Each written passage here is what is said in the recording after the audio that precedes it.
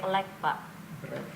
Break a leg. Kalau misalnya diterjemahkan dalam bahasa Indonesia itu artinya patahkanlah kakimu gitu. Tapi sebenarnya itu yang menariknya dari judul itu adalah itu kalau misalnya dalam dunia teater di luar itu kayak ucapan semacam good luck.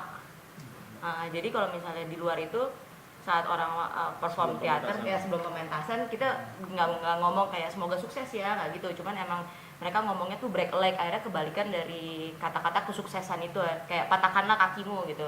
Nah itu sebenarnya mereka tuh kayak apa ya, kayak ada pencapaian, ada kayak semacam pamali lah atau kayak jinx gitu, superstitious.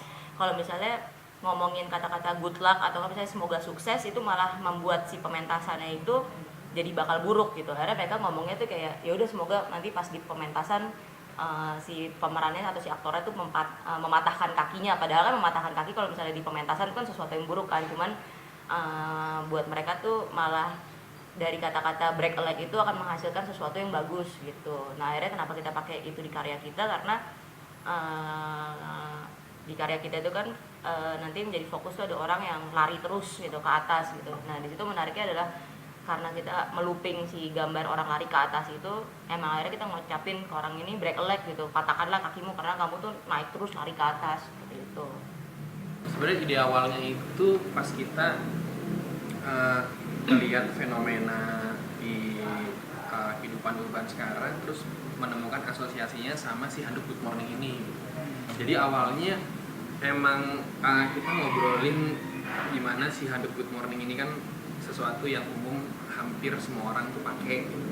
Nah di saat yang bersamaan kita tertarik sama kata-kata good morning itu sendiri di handuk ini, sama di tulisan Cina ini. Ternyata ketika kita tanya itu artinya itu wish the owner good morning. Nah kita ngelihat ada satu keironisan ketika ngelihat dari perspektif si handuk ini mengucapkan good morning ke si pemakainya gitu. Nah, di situ kita melihat asosiasi bagaimana kehidupan urban itu terus berputar karena ada siklus orang-orang yang bekerja di dalamnya. Nah, jadi kita ngelihat bagaimana si orang ini masuk ke dalam satu siklus kerja industri, tapi dari kacamata handuk Good Morning. Sebenarnya dari situ sih awal karyanya gitu.